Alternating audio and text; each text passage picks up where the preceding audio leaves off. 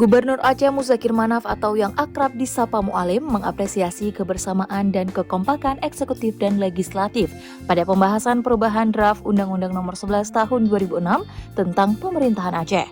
Hal tersebut disampaikan oleh Gubernur usai menerima draft revisi UU PA dari Ketua Tim Revisi UU PA Tengku Anwar Ramli di ruang serbaguna Dewan Perwakilan Rakyat Aceh pada Senin 19 Mei 2025. Hal senada juga disampaikan oleh PLT Sekretaris Daerah Aceh M. Nasir pada kesempatan tersebut mengapresiasi tim DPRA, Amponman, para guru besar dan para ahli serta anggota Satuan Kerja Perangkat Aceh yang telah meluangkan waktu dan pikiran selama menyusun draft revisi UU PA.